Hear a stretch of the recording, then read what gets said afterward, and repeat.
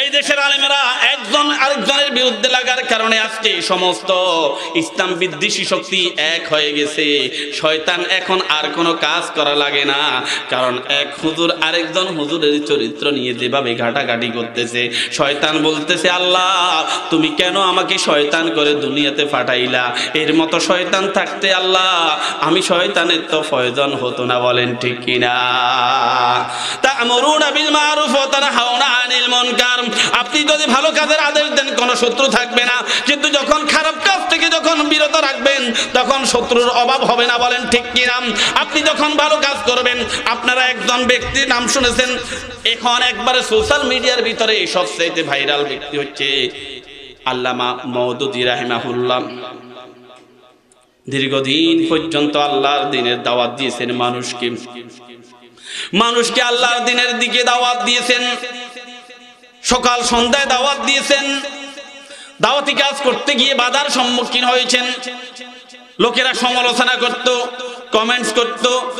তখন একদল আলেম তিনাকে জিজ্ঞেস করছেন, সম্মানীয় আলেম জনাব মওদুদী রাহিমাহুল্লাহকে প্রশ্ন করলো, লোকেরা এত সমালোচনা করে, মানুষেরা এত সমালোচনা করে, আপনি কেন তাদের জবাব দেন না? তিনি বলেছেন, যিনারা সমালোচনা করে আমি যদি তাদের সমালোচনার জবাব দেই তাহলে আমার সময় নষ্ট হবে, কিন্তু আমার হাতে কোনো সময় নাই। আমি তাদের সমালোচনার জবাব কোনোদিন আগেও দিই নাই, পরবর্তীতেও দেব না। এবং আমি আল্লাহর কোরআনের কথা সব সময় বলে যাব। যারা আমার সমালোচনা করে তাদের সাথে আমার দেখা হবে আল্লাহর দরবারে, আল্লাহর আদালতে দেখা হবে, আল্লাহর আদালতে দেখা হবে। যারা এই মরহুম ব্যক্তিকে নিয়ে আজকে টল করতেছ, যারা এই মরহুম ব্যক্তির বিরুদ্ধে বিষোদগার করতেছ, যারা এই মরহুম ব্যক্তিকে নিয়ে যারা এই মানুষের কাছে আজকে নিজেরা সেলিব্রিটি হওয়ার কারণে ভাইরাল হওয়ার জন্য যারা পরিকল্পিতভাবে এই কাজগুলো করতেছ, আল্লাহর আদালতে আখিরাতে তোমাদেরকে আসামির কাঠগড়ায় দাঁড়াতে হবে। বলেন ঠিক কিনা? আমি সমস্ত মাসলাকের আলেমদেরকে বলবো, আপনাদের তাহাজ্জুদের অভ্যাস আছে, আপনারা একটু তাহাজ্জুদের নামাজ পড়ে রাতের অন্ধকারে আপনি একটু বসে যান আর চিন্তা করেন কার সমালোচনা করতেছেন, কেন সমালোচনা করতেছেন।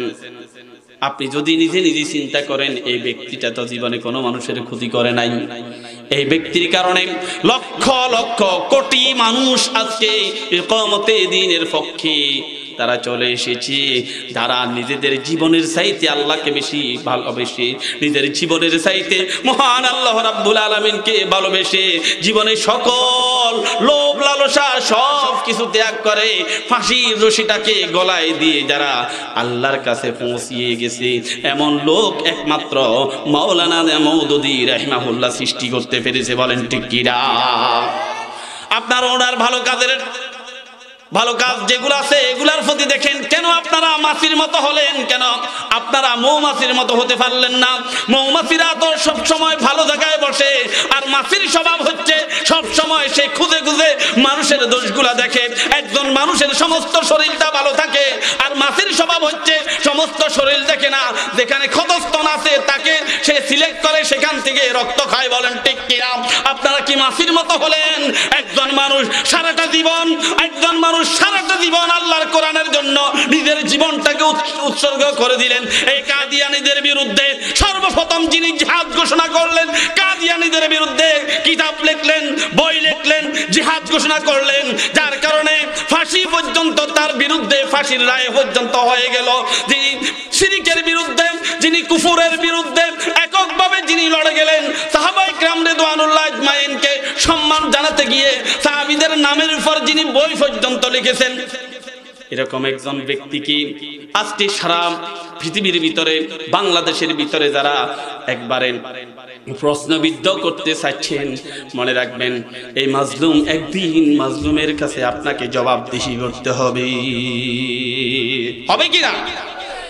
এজন্য প্রিয় ভাইরা আমি আপনাদেরকে বলি, আল্লাহ রাব্বুল আলামিন এর রাসূল বলেন, ফাইল্লাম ইস্তাতি'ফা বিলিসানিহি ফাইল্লাম ইস্তাতি'ফা বিকলবিহি যালিকা আদআফুল ঈমান। আল্লাহর নবী বলেন, তোমার সামনে যখন অন্যায় গর্হিত কাজ হয়, তখন যদি তোমার সম্ভব হয় দুহাত দিয়ে তা মোকাবেলা করো। দুহাত দিয়ে মোকাবেলা করার যদি পরিবেশ না থাকে তাহলে তুমি মুখ দিয়ে প্রতিবাদ করো। মুখ দিয়ে প্রতিবাদ করলেও যদি আক্রান্ত হওয়ার সম্ভাবনা থাকে তাহলেই তুমি তোমার অন্তরে অন্তরে পরিকল্পনা করো কিভাবে এই খারাপ কাজ থেকে এই সমাজকে ওই ব্যক্তিকে পরিবর্তন করা যায়। বলেন ঠিক কিনা? আমার প্রিয় ভাইরা, আমাদের সমাজ অন্ধকারে নিমজ্জিত হয়ে গেছেন। আমাদের সন্তানগুলাকে আজকে শেষ করে দেওয়া হচ্ছে। আপনার বুকের সন্তানটাকে কেড়ে নিয়ে আপনার বিরুদ্ধে আজকে দাঁড় করানো হচ্ছে। প্রত্যেকটা ঘরের ভিতরে আজকে অশান্তির দাবানল আজকে জ্বলতেছে। আজকে যদি শুধু বাংলাদেশ নয়, যদি ফিলিস্তিনের দিকে তাকান, আমরা কত দিব্যি আরবে আজকে আমরা চলাফেরা করছি। আমরা আমাদের সন্তানকে নিয়ে আমরা একের পর এক খাবার দিচ্ছি। 3 বেলা খাওয়ার পরও আবার সন্তান বাইরে ধরলে দোকানে নিয়ে তাকে পণ্য কিনে তাকে খাওয়ানোর ব্যবস্থা করি।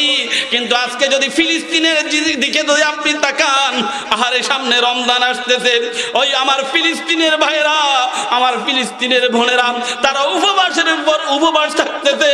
এমন এমন নারী আছে সন্তান জন্ম দিছে, সন্তান দুধ পান করার মতো মায়ের বুকের উপর কোনো দুধ নাই। শত্রুপক্ষ এমন ভাবে তাদেরকে টার্গেট করে মারতেছে, আল্লাহর এই জমিনে আশ্রয় নেওয়ার মতো কোনো জায়গা নাই। তারা এখন চিড়িয়াখানায় আশ্রয় নিচ্ছে, কারণ ইসরায়েলের মতো বর্বর রাষ্ট্র হয়তোবা ওই চিড়িয়াখানায় বোমা নিক্ষেপ করবে না। তারা বাঁচার জন্য মানব সন্তান তোমার মুসলমান ভাই, আজকে তোমার মুসলমান বোন, তার সন্তানেরা মানব রচিত মানুষের জন্য এই পৃথিবী, সেই মানুষের পৃথিবীতে সে বসবাস করতে না পেরে চিড়িয়াখানায় নিয়ে আশ্রয় গ্রহণ করতেছে। মানুষ ওই হায়নাদের থেকে বাঁচার জন্য তারা যখন হাসপাতালে যায়, ওই হাসপাতালের উপর বোম নিক্ষেপ করে সমস্ত ফিলিস্তিনিদেরকে সেখানে শেষ করে দিল। এজন্য আপনারা যারা এখানে আছেন, আমি সকলের কাছে একটা অনুরোধ থাকবে, আমাদের সমাজকে পরিবর্তন করতে হলে তাহলে আমাদের সবাইকে তা'মুরুনা বিল মা'রুফ ওয়া তানহাউনা আনিল মুনকারের কাজ করার দরকার আছে না নাই?